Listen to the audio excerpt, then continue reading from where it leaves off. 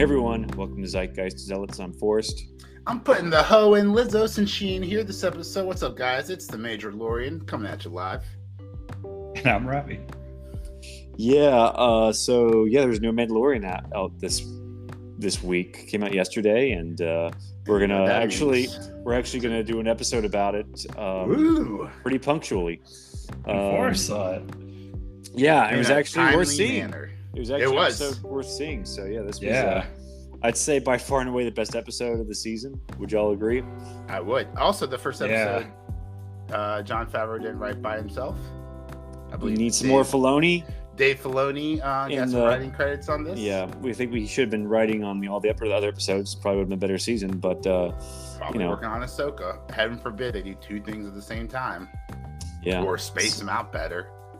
Yeah, so it's interesting you bring up Ahsoka. Well, not interesting; it's kind of relevant. But at the beginning of this episode, we saw that I forget what her name is, the Imperial who's a double agent, and she talks with Moff Gideon.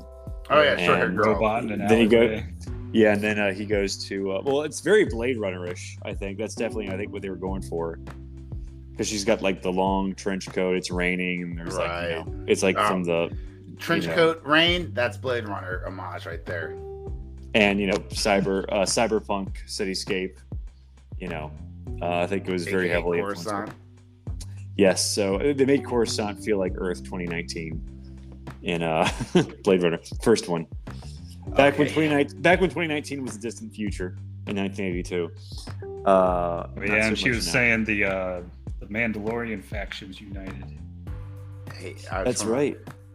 Pause real fast for us talking about time for a second with 2019 and Blade Runner. Did you know it's about the same time between now and Pearl Harbor as it was for Pearl Harbor in the Civil War? Did you know you said the exact same thing on the episode we did 3 days ago? I couldn't remember if it was this podcast or a different podcast. If my other podcast, The Roots Report. Cool, awesome. Oh, it's a fun fact I learned this week. It's a fun fact I learned this week, and I will not apologize. Someone has to rewatch this The Mandalorian multiple times. I will reuse the same fun facts multiple times. Well, people who haven't heard the old episodes think. That's right. Hey, that fun fact got cut off mid-sentence. So if you're curious about the end of that, go check out the previous episode. Did Blade Runner 2049 with Gosling come out in 2019? It seems that they would want to release it like the year.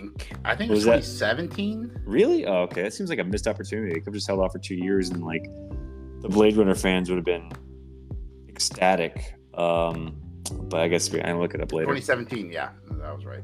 Okay, yeah, it's like they couldn't hold off for 2 years. No, man, you gotta make that money right fucking now. I didn't make any money though. That's the thing. I mean, look at Warner Brothers. Warner Brothers, Blade Runner never makes any money. Warner Brothers is rebooting Lord of the Rings and Harry Potter. Which I don't know if they're rebooting it. They're just gonna tell new stories set in those worlds just for the cash grab. There's also another Game of Thrones show coming out. I think it's called that had 14 spin-offs, and they've just slowly been cut down. Well, they're basically just doing spin-offs of the stuff he's actually written.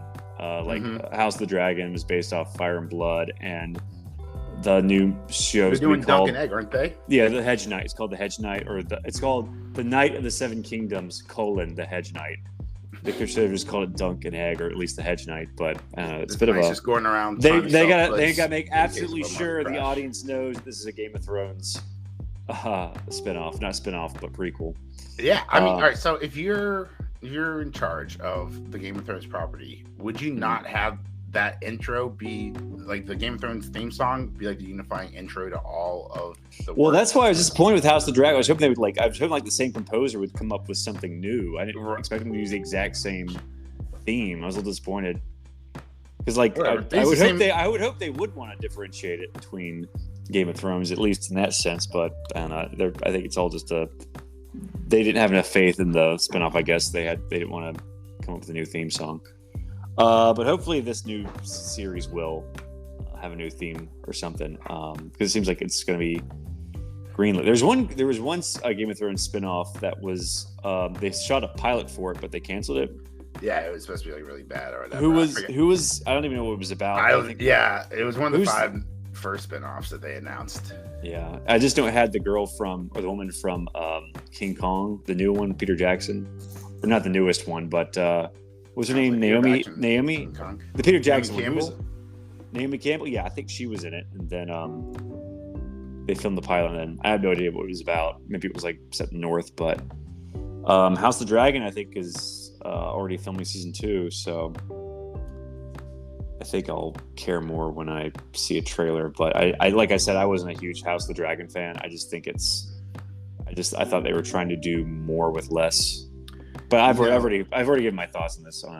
You know what? I think it'd be a real boss move if HBO Max dropped the completion rate for House of the Dragons, because it just came out. I think the Hollywood Reporter just dropped a huge bombshell article from inside reports inside of the Amazon studio about only about a third of the people who watched Rings of Power actually completed it, which seems about right, and yet also seems very surprising that the number's not higher, considering like the first couple episodes were so boring you might have just fallen asleep and then auto played the rest of the season through the rest of the night. But like, so I don't even think the Amazon numbers are even 33% or 32% reported.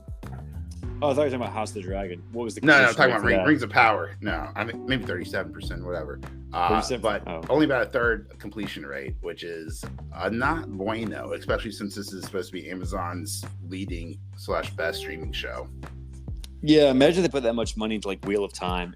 I wonder if they're even still making that show. I just think I watched like the first episode and I was like not impressed. And gave up. I watched all of it. My heart was broken. That's my favorite fantasy series. Did you read all 13 books? I read the first 11, and then college got really difficult. And I read like the first 3. And then he died. I saw the size of the 4th and was like, nah, I'm gonna go back and try to finish Game of Thrones. I just finished the 4th book of Game of Thrones a few days ago. I'm on the 5th one, but it's gonna take like 45 more hours to finish. Hey man, take your time. It's gonna take like 45 more years. That's true. I'm in no rush to finish it because like Winds of Winter doesn't even have a release date. Right. So, but hey, even if I finish a Dance of Dragons, I'll still have 12 more Wheel of Time books to read. So yeah, and plus whatever Brandon Sanderson is writing, which will probably he's very prolific too. So he is prolific and very good. And I could probably read all 12 of the remaining Wheel of Time books and the last Game of Thrones book, and King Killer Chronicle will still third book will still not be released. You just knock out that whole Dune series, all 40,000 books. I started the first book. I'm almost halfway through, but I think it'll take a while. So, but yeah, anyway, so we talked about House of the Dragon. I mean, the Hedge Knights a spinoff. Harry Potter's doing a spinoff. I don't think it has an official title yet. Lord of the Rings doesn't have any title. I just wanted to think. I imagine the Hedge Knight is just going around trying to sell different kings and queens puts against the market. That's funny. I was hoping it would be like a shrub, like he's a shrubbery. No, that's how you get sued. That's how you get sued. I'm sure they would. I'm sure John Cleese and Eric Idle will be down to sue someone. One more HBO show I want to talk about. The Penguin. The Penguin, not a trailer, but like sort of like a pseudo hybrid of a trailer and behind the scenes footage. Okay, like a teaser trailer. Not even like a teaser trailer, because like it actually showed the cameras rolling.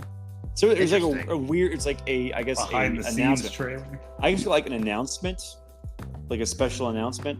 Sort of trailer. So not really like an official trailer or like an official teaser. I would like to see how Colin Farrell turned into the Penguin. I like to see the BTS for that. Oh, there is. You can watch that. That came out when the Batman came out. If you want to but behind the scenes footage for this show is released for the announcement video. I'll tell you right now. Look, I'm the kind of person who, for the last 20 years, has wondered how blind people know when they're finished wiping. I have access to the internet, and I still haven't looked it up. That's just some things in life need to be mysteries, so I can think about them while I'm I don't know. I would imagine a lot of blind people have bidets, so they can. Bless you. I don't think you can say that word anymore without getting bidet. You can't say bidet. I'm just making a joke. Okay. So the new Penguin trailer looks interesting.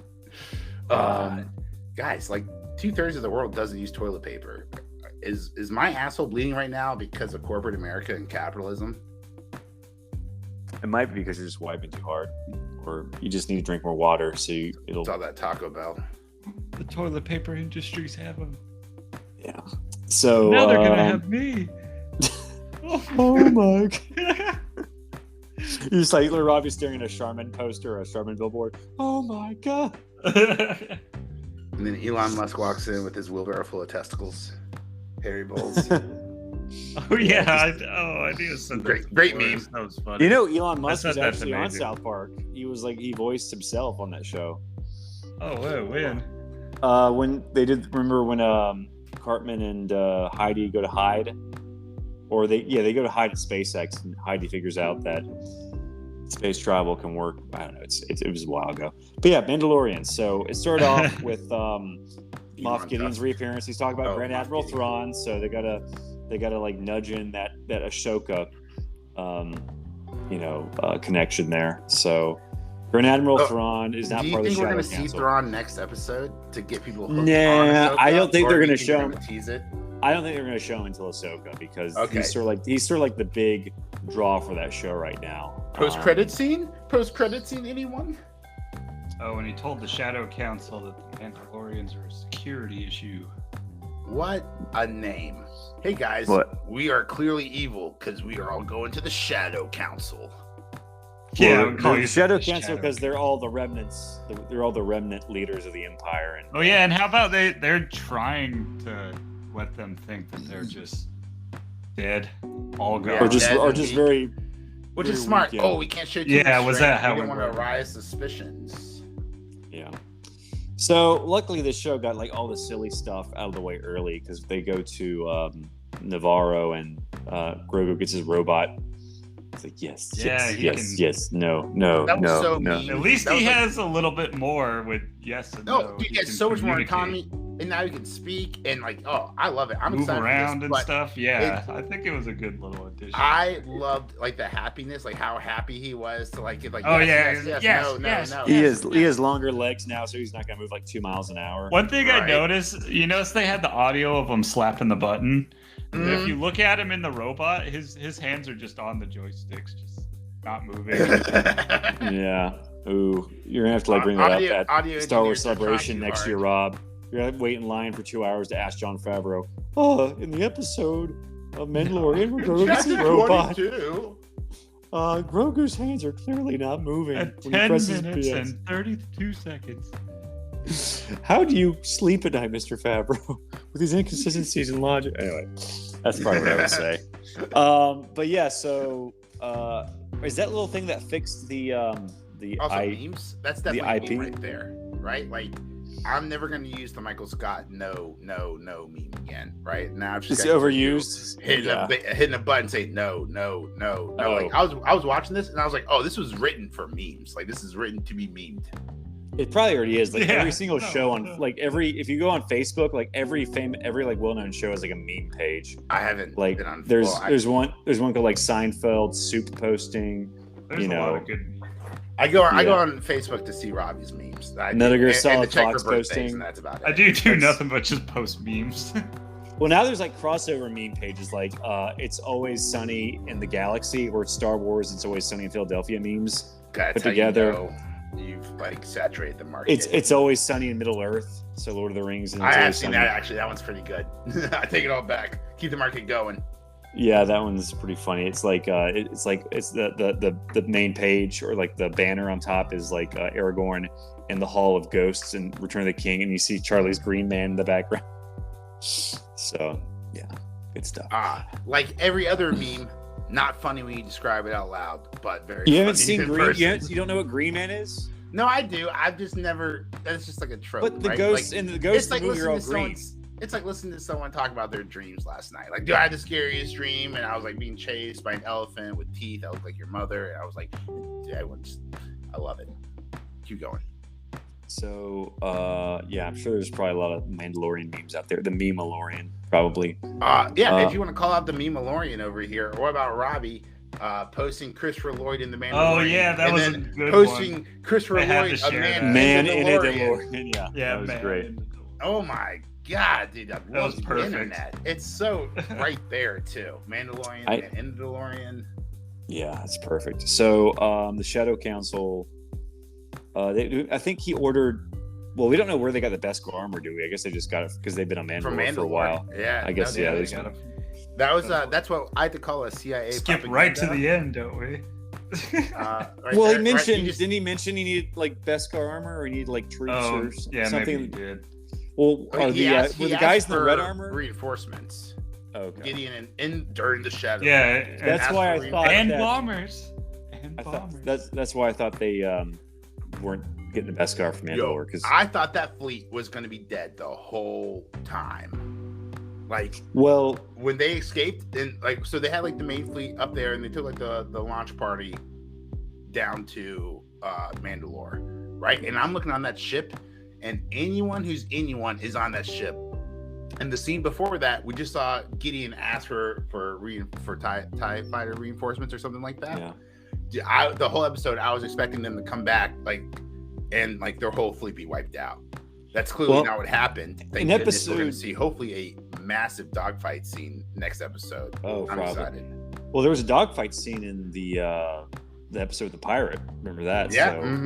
So your second favorite episode, the pirate episode. They definitely made it seem like there was no one living on Mandalore in episode 2, but on episode 7, finds out tons of people. Yeah. Tons of people live on it. Gideon's been there the whole time? Not just Gideon, but like other Mandalorians. Oh yeah, because they're in like it's a hover sailboat. All right, so that's cool, but also how does that not wake up every creature in the meantime? And how is like Gideon? That's what I'm saying. Like they're driving along, and like that ship gets wrecked almost instantly. By an ankylosaur, yeah. They've been there that whole time. You're telling me these guys have been driving around for like 10, 20 years since like the purge of Mandalore. Yeah. No problems. And then as soon as like the camera cuts to them and they're driving, like they get attacked. As soon as Bo-Katan gets on. Dude, but before that, what about when the light cruiser came in to what's the mayor's name? Oh yeah. Navarro. Yeah, when they came in and he's like, there are welcome guests, and they just got all these gifts for him and stuff. And then they meet up with the fleet and they just take off. Do you think they said anything to him? He's like, yeah, look at all this security we got coming in here. Then they just it's like, I don't remember that. I just remember he didn't. They didn't show him reacting at all. That it just that's really funny about it. That guys, did they say anything? These guys are gonna protect us, and then like you look in the background, their entire fucking fleet's like lifting off and like fucking leaving the whole planet. Man, why did I give him my most expensive bottle? My most expensive bottle. Oh yeah, I remember. I also remember when he calls him, when Carl Weathers calls him Mando. It would be funny if everyone turned their heads. What? That'd be Huh? What? That would be funny. All Mando. Yeah. Mando. Doesn't they really have work a Spartacus episode. Yeah, there's like literally. Yeah. Excuse me. You gotta call him Den now. So that kind of bothered me, or why he calls him Mando, not Manda. But yeah, obviously because it'd be like Amanda. So so I think it was great. This episode it finally showed the two clans, coming together. Not the shirts and the skin, not the shirts and the skins, but the helmets and the bare faces. Shirts, yeah, skins and helmets. Well, I think isn't Mandalore's Second Amendment the right to bare faces? So. Boo. But some Mandalorians don't believe in that. So great social commentary there, Jon Favreau. So so the bare faces and the helmeted people meet up, and there's not really much conflict until they get on Mandalore, right? Until they try to play some chess. Until they play chess. Yeah. So everything was good until it was all fun and games. Until games came. Robbie has been one of my closest friends the last 20 years, and we have gotten a couple of tusks just a couple of times, and one of them was over a game of chess. Rob and I think I put my hands on Robbie's neck playing a game of chess. I'll tell you, when people make incorrect moves in chess and they don't take it back, I fully condone the use of violence against your best friend in the 7th grade. Oh, I remember how it was. How did you get kicked out of chess club again? The desks were right in front of each other. And the chessboard was right on top of that, and you just backed your desk up so the board, all the pieces fell to the ground. You conveniently forgot the part where the catalyst that made me back the desk. Oh yeah, that made me charge all the pieces forward. I was doing that really shitty chess move where you beat someone in 4 moves when they don't know how to play chess. And Rob realized what was happening, and so he just charged all of his pieces like it was a game of Halo. Like just double-handed, just moved all of his pieces forward. And I don't know what the fuck. Puberty was a weird time, right? I don't know what happened. I think I remember that. I backed the desk. It was a big deal. I got kicked out of the chess club. I don't know if you were there. Okay. That sounds like, I don't know, maybe I just think I remember Robbie doing that move. I don't know if it was for that particular incident, but yeah. I'm sure I've mentioned it several times. Yeah. It's not risk, Rob. It's right up there next to where Robbie and I met playing soccer in the playground. He kicked me in the balls, and I said wrong balls, and we were best friends ever since. That's probably like the funniest joke Rob had heard at that point in his life. As a 5th grader, probably. That was came and watched PG-13 jokes. No, it'd been funny. Like, it felt like you said wrong balls, and Rob went, "What balls? We're only 10." Rob was like, "No, I got the right ones," and then just ran off. No, teabag me like it's Halo. Oh man. Okay, that'd be great. Yeah. So, Paz. The future was changed forever and ever. 20 years later, we have a podcast. Sorry, 25 years later, we have a podcast. God, holy cow! I still got that Top Gun photo on my bookshelf. It's Nighthawk now. Maybe we'll post it on our. Oh Twitter. no, it's Afterburn. Excuse me. It's the most embarrassing photo you've ever seen in your entire life. And it's like it's the only photo that I paid like $20 for after a ride. And it's worth everything. Worth it. I still got the original. Yeah, my eyes are bigger than look. Open your mouth, listener. Open your mouth right now. My eyes were bigger than that. I was scared out of my fucking mind. This guy. I've never seen his eyes so huge. We get on the your entire face is going back to. I was laughing for days.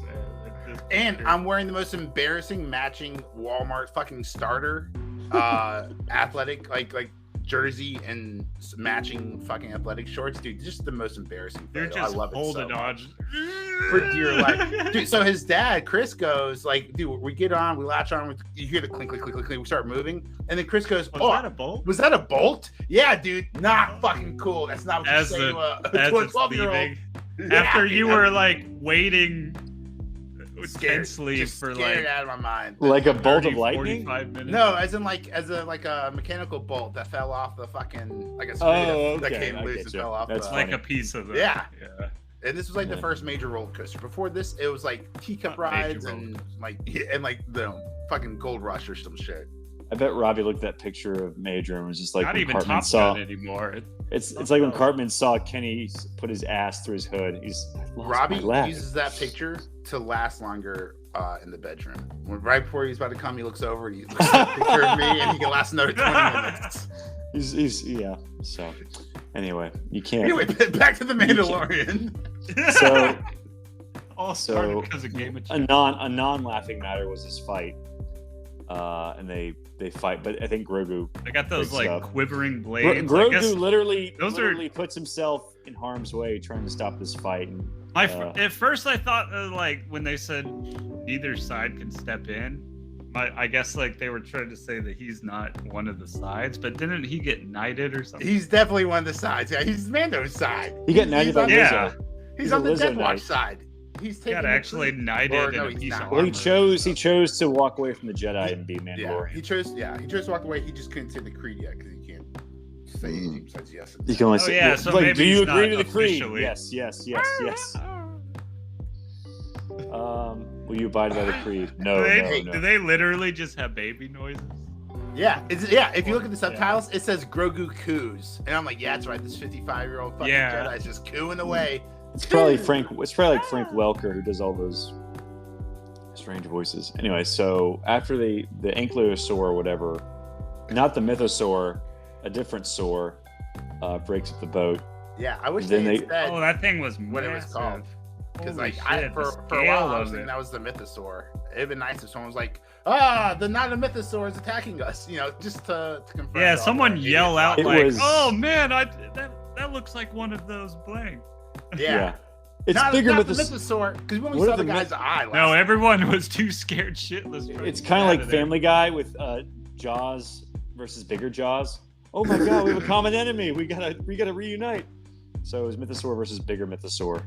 That thing was like the bigger than Godzilla size. I think the Mythosaur is gonna eat Moff Gideon. Yeah, do you think the Mythosaur is gonna? So like, you're gonna have like all hope. It's definitely gonna come back in this episode. Yeah. All hope is lost moment next episode. Moff Gideon's winning. And then, there was a. Sorry about that. There was a. The armor. I put down. The armor was all. Yeah. Dude, what is up with the armorer? What is her deal? What is the internet like reading too much into her? Why is she so skeptical about her seeing a mythosaur when, there's she wasn't that skeptical. There's a shit ton of ankylosaurs. She turned around on that. She believed it eventually, and she hadn't been to the planet in a long time. Oh, well, okay. I didn't get that impression. Her face is hard to read. Give this man a Grammy. So, they go to the caves, and that's when the Imperialorians come to attack them? I like that. Let's call them that. No, what do you call them? The dark. The best the Empire has to offer. How about that? Because they're wearing Beskar armor. Okay, I think Imperialorians is be better. There's a joke in there about Death Star and Beskar, but I don't have my writing pad in front of me. Yeah, so the Imperialorians attack the Mandalorians, and they're winning for a while, and then they go. Well, I remember who's the Axe Woves? Axe Woves. I thought he was gonna get killed when he flew out through the hole. Yeah, but that guy's jetpack moved really fast in that scene. Well, I thought that like Moff Gideon was gonna be at the top and like cut him in half. That would have been so dope. Yeah, that's like what I thought when they were gonna introduce Moff Gideon. You gotta use the big reveal. Can't wait. It would have been way better to like save Moff Gideon to the end of this episode and just have him take off the helmet and then we see Moff Gideon. That would have been great. But I guess they wanted to give him Can we go back to the classic bad guy who's like, kill them and he flies away. And then kill them. I have to go do my taxes now. Yeah. He flies away. Let me ask you this about flying away with Axe Wolves. What is that guy doing? Jetpacks are standard issue. The ship has already left, right? Like the armor took all the injured people back up to space, right? So is Axe Wolf just gonna jetpack himself through the atmosphere of this planet? I don't know. What is he doing there? His jetpack can go all the way to space, don't y'all know? And we saw a couple episodes ago their helmets can become airtight, but he doesn't have a breathing apparatus. I mean, I guess if it's airtight, I guess he does have a breathing apparatus. I don't know. I'm just saying what the Just repeat to yourself, it's just a show. You should really just relax. I don't know. I think George Lucas killed my childhood. So did what was the episode where Mando goes into space with? I mean, obviously with his helmet on, but every episode Mando's in space. Oh, okay. But I guess what's his name? Axe could get to space. We'll find out next episode. Most likely he's just gonna like get to the surface and then like send some comms. All right, all trolling aside. Yeah, you think we're gonna send comms? I was really hoping he was gonna take the helmet off Din Djarin, like to like humiliate him or just to show Pedro Pascal's face this season. Why did he keep? So, we're gonna have ourselves, but I want to ask why did he keep Din Djarin? So what do you guys think about the fight scene? The Mandalorians versus the Imperialorians. It was good. I just thought it would be funny when he said like disarm him. If he just like stripped Mandalorian Din Djarin naked, except for his helmet. Like, yo, get that armor. We need it. It's very important. Yeah. So. Are you glad the Imperial Army? Are you glad the bad guys finally have some Beskar? It seems weird they'd be walking around with all this Beskar and not fucking turning into armor. Well, where would all this Beskar go? We saw in the sequel trilogy. Yeah. They only had one, right? What's her name? Played by that girl in Game of Thrones. It's Phasma. Right? So she had Beskar armor. We know it was called Beskar, I don't think, back then. Well, I think Kathleen Kennedy's really pushing for more sequel trilogy references in this show. Because there's little back. Well, in this show. Because weren't those little things that fixed the robot, weren't they in the sequel trilogy? Yeah. Oh, dude, for sure. Like I was talking about last episode, right? What Star Wars does, they put out a bunch of movies and then they put out a bunch of other content to cover up the movies, right? Like they use movies and then they use movies as a launching platform for other content. It's all TV shows. Oh, okay. Yeah, the TV shows, the characters. That's what I really want from the Mandalorian. I want like a 22 episode run where he visits like 21 fucking planets, and we just get to build out the Star Wars universe. Well, what season of Clone Wars was the Mandalore season, or like Bo-Katan was in, and like all this stuff with Mandalore? What season was that? She was in like no, they were scattered out. It's not like one specific season, but I want to say the later seasons, like maybe 5 or 6, is more Mandalorian heavy with Sabine and Qui-Gon. Qui-Gon? Qui-Gon? He was dead. Left. I thought he was dead. Oh, sorry, not Qui-Gon. Obi-Wan. Sorry, not Obi-Wan. Qui-Gon. Okay. Obi-Wan. Obi-Wan would have left the Jedi Order if his lover had told him to, or his love interest. Satine, not Sabine. Satine. I don't know. Satine Katan, or Bo-Katan's sister Satine. Yeah, I can dig it. Do you think she's going to show up in season 2 of Obi-Wan Kenobi? Oh, Satine? Yeah. I don't remember what happened. Well, if they even do that, but there's is 3 other fun little fan theory online that the armor is Satine. Which explains why she has why she's so soft on Bo-Katan and why she has so much faith in Bo-Katan. But that doesn't seem likely, and it just seems kind of like I don't think Dave Filoni would write that after watching Rebels. Or all about this, we never see the Armorer and Moff Gideon in the same scene. Dun dun dun! The Armorer's been Moff Gideon this whole time. Get out of here! I love it. Post that. That's how we got all the best. How we got all the Beskar armor, because the Armorer, is in charge of all that. So, yeah. See, Dave Filoni, hire me. Conspiracy confirmed. I love it. So, well, we saw the last stand of Paz Vizsla, who was probably my favorite Mandalorian after the Mandalorian, who was Din Djarin. I can't see. I didn't give him that in my heart because it's Jon Favreau who wrote that, and I just think it's a little tasteless to write yourself as such an awesome character. Wait, Jon Favreau's in the armor? Jon Favreau is Paz Vizsla.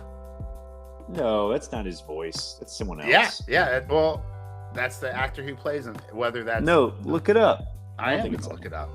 Yeah, that's not Jon Favreau. That's not his voice. Paz Vizsla. He also voiced Tar Vizsla, who was this guy's relative in the Rebels. Who voices Paz Vizsla? Yeah, that doesn't sound like him at all. Oh no, it's Tate Fletcher. Yeah. Did Tate Fletcher voice anyone in the Clone Wars? Was that voicing him no more? Yeah, I'm whoever it was. This is I really thought Jon Favreau. IMDb says Jon Favreau is Paz Vizsla, but then Wikipedia. Wikipedia. I mean, like the body type. Oh, is okay. right, but... So Wikipedia. All right, so I'm right, and you can suck it. The physical portrayal is by Tate Fletcher, which makes a lot of sense because we've all seen Jon Favreau play Happy, right? And it was just fun to think of Happy Hogan from the Spider-Man franchise as this Paz Vizsla guy with the machine gun, right? Just mowing down all these Imperial stormtroopers as Happy Hogan. So it's the stunt performer is Tate Fletcher, but the character is voiced by Jon Favreau. Really? It doesn't sound like him at all. I mean, I guess unless he's like using like there's voice modification. I mean, Akon's got a whole fucking career off of that,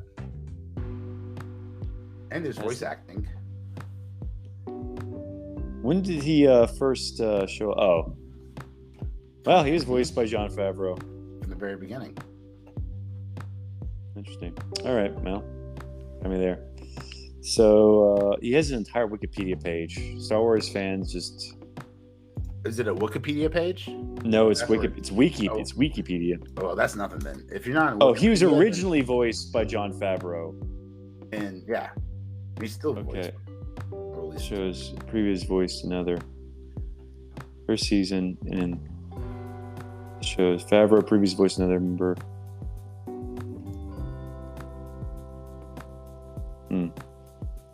Oh, Pre Vizsla is the guy in Clone Wars. Pull it up. Paz Vizsla. Pull it up. Anyway, so what else is happening? Oh, so what do you guys think about a sacrifice? I usually don't like a stupid sacrifice, but this doesn't. I don't think this was a stupid sacrifice. Well, he had not one but two. He took out just about all of them. All of them, dude. Oh, and yeah, he did take all of them out. He's gotta have. He took all of them out, and I was like, oh, I guess, like, dude. So the first round, he took out all the first round, and I was over my wife, and I was like, oh, I guess he must catch up with the rest of them, and a bunch of them by hand too. Yeah, dude. Those 3 red guys, though. He shot until that gun couldn't fire anymore. Yo, so that was my favorite touches of the entire series. Is like shooting that gun and it got so hot. Yeah, dude, I like that. That was a nice. Yeah, that was cool. Force over there. I kind of wish like how Jon Favreau sounds like the barrel spun on it. Like I did not think that was him. Well, awesome. So we saw the 3 Praetorian guards. What are those red guards called? Assholes. We've seen them before. Yeah, we saw them in the sequel trilogy, but they're based off the bodyguards of the Emperor in the Return of the Jedi, who don't do anything. They just like stand by the door and they leave in one scene. But I guess, and they're also in the prequel trilogy briefly, but we never get to see them fight until we never get to see them fight because the ones in the sequel trilogy are different. I guess they're Praetorian guards. I'm not sure. Because who are they even for now that the Emperor's dead at this point? Well, so they're for the people. So in the expanded universe, right, or Legends, Palpatine had a contingency plan, right? This was Operation Cinder or whatever. So he had someone else put in charge, and they were supposed to take all the rebel forces to Jakku. Oh no, this is an expanded. This is what actually happened. This is in Legends. To Jakku, and then the Imperial Army was going to blow up the planet Jakku, killing all the rebel. However, the rebels won, which, side note, is why Rey Palpatine is on the planet of Jakku as a scrap herder, whatever, or a scrap finder. So it makes sense that whoever this Imperial Guard is protecting the remaining high members of the Imperial Empire. They're really scrambling Empire. They're really scrambling to make the sequel trilogy work, and it's just sad. But yeah, so this was a great. That's what happens when you don't have a plan. When you take the largest IP in the world and you make 3 movies without any kind of plan. This is what happens. You guys spend the next 20 years justifying it. But you know what's really cool is when my grandchild watches Star Wars, it's gonna all make sense finally. Episode 15. Or will it? Episode 50. Well, before we move on, I'm guessing the next episode we're seeing the Mythosaur. At some point, we're going to see Pedro Pascal's face. We're going to see. Do you think Bo-Katan's going? Do you think Bo-Katan's going to lose Darksaber? No, I think Bo-Katan's going to unite Mandalore. Or no, they're going to beat They're going to beat Gandalf. They're going to beat Gideon next. They're going to beat Gandalf. They're going to beat Gandalf. Rey comes and unites everybody. And then Rey. Most unexpected crossover ever. Hey, Okay, so that Penguin trailer, it's titled, it's an in production trailer. In production teaser. That's what it was. It was an announcement trailer. But yeah, check it out. It's pretty good. The whole time? No, but I think Colin Farrell's gonna do a good job. I mean, obviously there's nothing really makes me think that he's the Penguin except that he's fat and he waddles. And maybe he'll have an umbrella when it rains. But who is the Penguin without Batman? I think Robert Pattinson might have a cameo in it. Is it an origin story? It takes place after the Batman, and it's basically like he's trying to take over. He's trying to take over Gotham, the Gotham underworld after Falcone dies. I watched this show on Fox. Basically, yeah. There. It's basically going to be a lot more high budget, less cringy Gotham TV show. but it's going to have what's her face, the woman, the mom from How I Met Your Mother is going to be Carmine Falcone's daughter. Oh, I really enjoy her as an actress, whatever her name is. Yeah, she was in like an episode of Black Mirror, the one where the Star Trek one. God, they need to bring Black Mirror back. Oh, that was an excellent episode. When that creepy guy at work has all the coworkers' DNA and he tries Star Trek simulator. That was a great episode. What's the guy's name? The actor. That guy, he's from Breaking Bad. Fargo. Yeah, God, that guy's good. Yeah, that was another great season, another great show. Fuck. Dude, why can't Star Wars be as good as Fargo? Right? Like Disney has an infinite money machine. Why can't you hire the best writers? Yeah. Well, did you ever see Legion by the guy who did Fargo of Noah Hawley? No. Legion's probably the best comic book show. I heard season one's amazing. Yeah, I never watched season 2 or 3. I heard they were not as good, but season 1 was fantastic. So a very, very unique. It's probably what I wish more comic book adaptations would be, just really like altruistic and creative and not what you expect, but still somewhat faithful to the source material. So, what do you think about this Into the Spider-Verse 2? It looks interesting. It seems that's like a seizure trip right there. It looks like Miguel O'Hara's the bad guy, the Spider-Man 2099. Yeah, but can Spider-Man ever be a bad guy, or is he just gonna be misunderstood and then like the good guys are gonna convince the bad guy, Spider-Man 99, to be a good guy, and then there's gonna actually be a secret bad guy like the Kingpin? Well, it just seems like a retread of the last movie. It's just basically all these more experienced Spider-Man telling Miles Morales he can't be Spider-Man, or he's a shitty Spider-Man.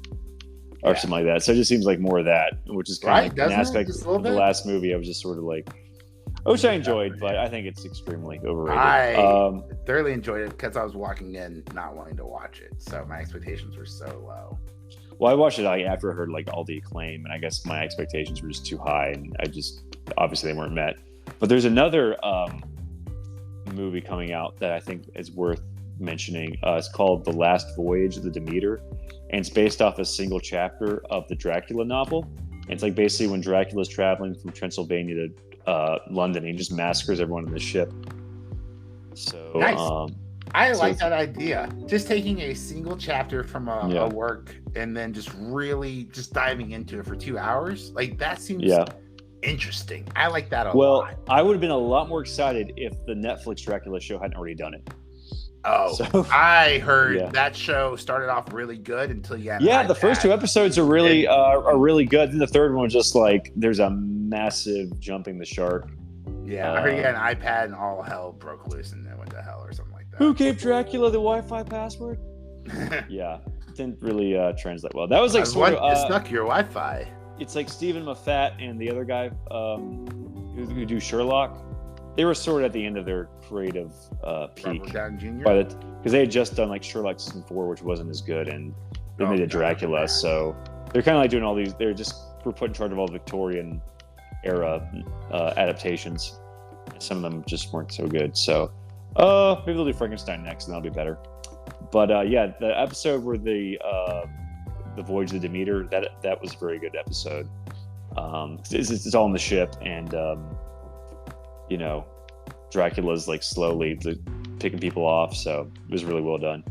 But yeah, so if that hadn't come out, I'd be a lot more excited for this. But I think this movie's been in like production hell for a long time. So by the time they finally got to make it, they like the TV show had already done a version.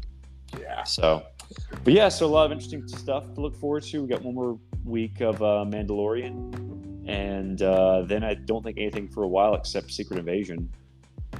Right? I don't know of anything else. So we'll find something. Maybe we'll watch Utopia on Amazon. Well, maybe I'll finally watch. We'll take this time for Forrest to catch up on. Maybe I'll watch The Expanse. I'll finish watching Expanse. Picard's out right now.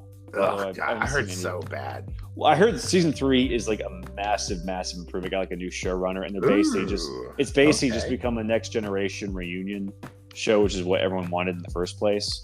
Nice. So like the new showrunner like got rid of all the characters no one liked. Wow, just giving the fans exactly what they want. Yeah, basically. To watch it, get the fuck out of here. Yeah, so damn.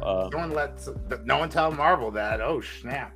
Yeah, I've never been a huge Star Trek guy. I think I've only seen like a few of the movies and a few episodes, but I heard like Strange New Worlds is pretty good, or it's better than Discovery at least, which probably isn't hard. Good things about it too. Yeah, well, it's just like Paramount. All they have right now is Star Trek, because Halo isn't gonna save them. And Top Gun too. Oh yeah, and I guess Transformers. Halo was around. Yo, they're making a new Transformers, guys. Oh really? No, we were doing the podcast for like a year before we did Halo. Not to spoil it. Oh wait, or it was there was Loki. No, the first thing we did was WandaVision.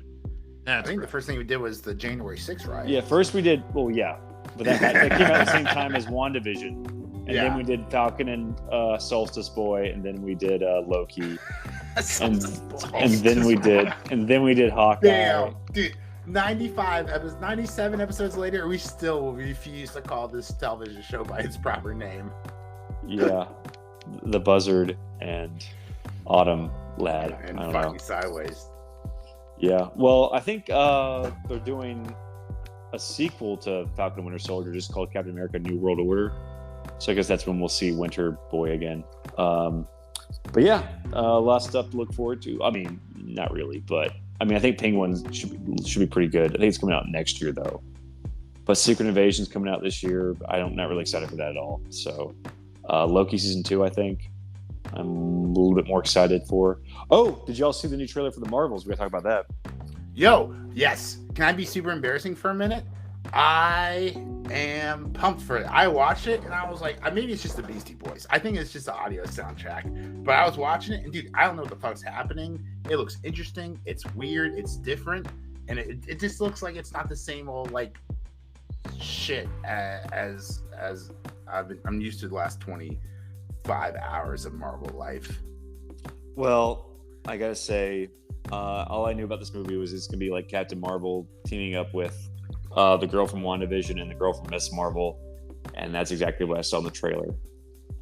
So yeah, what so I already knew was their powers. Every time they use their powers, they switch places. So hijinks ensue. I guess so. So I don't know. We'll see. But I think it's gonna be bad. Like I've lost faith in Marvel. Don't get me wrong. Like until Marvel can fucking put out something decent, like I'm just gonna say I've lost faith on this Marvel podcast. I'll tell you. What about Guardians? Oh yeah, Guardians 3 is coming out. I think in like. Dude, I even watched the Guardians holiday special. Oh, don't! There's only exactly.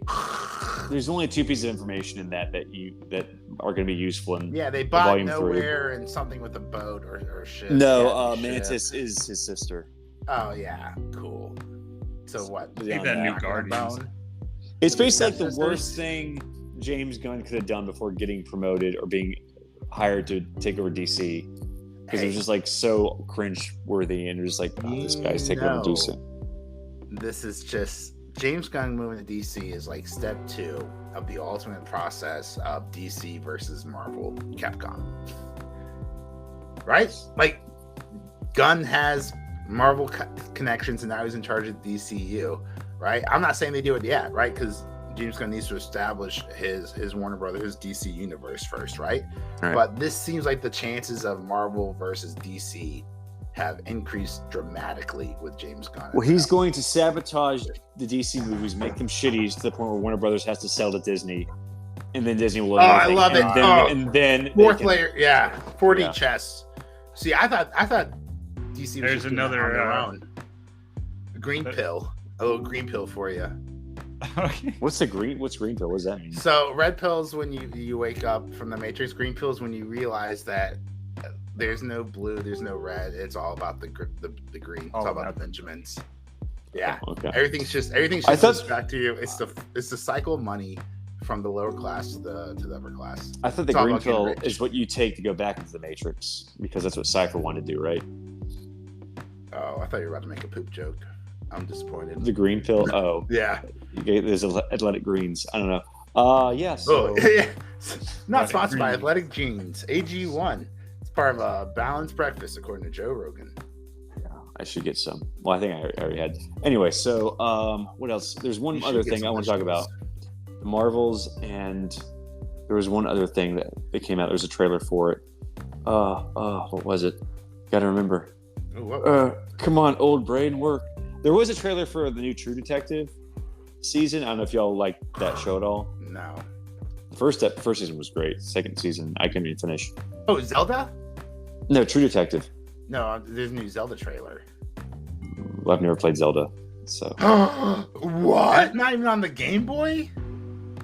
No, I never even had. I had Banjo-Kazooie, Star Fox, and Diddy Kong Racing. That's all I had for the 64. Yeah, so I didn't have any Mario. I had nothing Mario or Zelda related growing up. Those were or Pokemon related. Huge on Pete Davidson has a new series called Bumpers. Apparently, I didn't know until now. That trailer just dropped. Is that it? No. Pete Davidson. I don't think so. Yeah, I don't know. I'll probably remember it as soon as I hang up. As soon as you hit stop recording. I'm going to remember something. But yeah, this was made you want to plug our social media. That I absolutely do. You guys can follow us on Twitter at Ziza Podcast. I'll get Forrest to post that meme about Christopher Lloyd. Very funny shit. Guys, make sure to like and subscribe if you enjoyed it. We appreciate it. If you did enjoy it and you're still listening, we appreciate it too. Thanks so much. You can leave a review in app. It really helps us out. Guys, thanks so much for listening. We really appreciate it. Next week, we are covering the season finale of The Mandalorian. Woo! Plus, we'll be covering speculation on Ahsoka, as well as season 4 theories. So tune in next week. I just remembered what I was going to bring up. It was the Creature Commandos cartoon. What is that? Revealed. Creature Commandos is apparently a DC comic where monsters fought in World War II. Like Frankenstein and Werewolf and a Mummy. Oh, okay. I knew that sounded familiar. And Frank Grillo, who played Crossbones, is going to be voicing Rick Flag. I think David Harbour is playing Frankenstein. That's great casting. Yeah. Obviously, James Gunn's brother is playing G.I. Robot. Also, I think we got to talk about James Gunn's nepotism. See, he seems to be hiring his wife and his brother. No, that's not. Yeah, I feel like nepotism is more like your son, right? I feel like there's like a family, or your child. I feel like Ron Howard does the exact same thing. Ron Howard casts his brother. Like, dude, how do you? If I am James Gunn, how am I gonna have Thanksgiving, little, and Christmas without like looking my brother in the eye and be like, oh no, you can't work for me, especially when he's talented, right? Like who doesn't like that character in Guardians of the Galaxy? That funny goofball. He's got the arrow now, like. If he was talentless, right? If it was Adam Sandler and all of his friends who made these terrible movies out in Hawaii, like that'd be another thing. And I do think it's weird that James Gunn, canceled everything but like the show his wife's in. But Peacemaker is also really fucking good. So regardless of that, it shouldn't be canceled anyway. So I have no problem with that. Apparently, maybe James Gunn just surrounds himself with talented people. Yeah, and some of those talented people just happen to be in his gene pool, and his gene pool, and or his wedding bed. Gene pools with him. Yeah, so yeah. Well, good for him. Also, we talked last episode about remakes, and reboots, and how we were getting really sick of it. However, I just want to let you know that I don't think this trend should stop until we get a remake of Gargoyles from Disney. So yeah, Disney, well, that who's Jordan Peele pitched a Gargoyles adaptation to Disney, and they turned him down. So was that before us? I mean, be honest, does Disney really need a Gargoyles adaptation when they have Marvel, Star Wars, they're only and Avatar? Yeah, because people are getting Pixar. Really tired. People are getting really tired of Marvel, and I mean, I would love it. I don't think that's a priority for them at this moment. But it should be. Maybe that's why Marvel's stock prices or not Marvel, Disney stock prices. I want to go 1,000 other reasons. Oh yeah, I heard like Warner Brothers Discovery stock dropped 6% after they made all those announcements yesterday. Hilarious. For like Harry Potter. Nothing beats McDonald's though. They announced they were shutting down their corporate offices and their stock price reached an all-time high. Isn't their corporate office, their HQ in like the middle of nowhere, like Nebraska? I mean, it sounds like whether it'd be cheap there, but I'd have to pull up SEC real fast to look at it. Yeah, I think it's just like in like the middle of Heartland America. But yeah, I mean, it just seems like everyone like loves all of Disney's announcements because they just had like the Star Wars celebration like a few days ago, and then like HBO or like Warner Bros. Like, we're changing HBO Max to Max, and we're gonna make more Harry Potter stuff. And I was like, shut up, we hate you. No more Harry Potter. Yeah, let it go, man. They are incorporated in Oak Delaware, Brook, but their Brook, principal Illinois. executive offices are in Chicago, Illinois. So I would say not the middle of nowhere, unless you want to call Chicago. It says Oak Brook, Illinois. Oh, headquarters. Okay, Chicago, Illinois. Okay, that's strange because didn't they start in California? Anyway, so yeah, I never watched the movie, but that was a good movie. The Founder. It made me hungry though. Yeah, don't watch it on an empty stomach. You're just like, I need to make a run. McDonald's. So yeah, the oldest operating McDonald's. It's actually the third one built. It's in Downey, California. So, all right, that's our show. I'm Forrest. I'm looking at their operating margin, and they have 40% in 2022. Love you guys. Thanks for listening. We appreciate it. I'm Major. I'm Robbie. Ooh, their free cash flow was down 22% year over year. Not.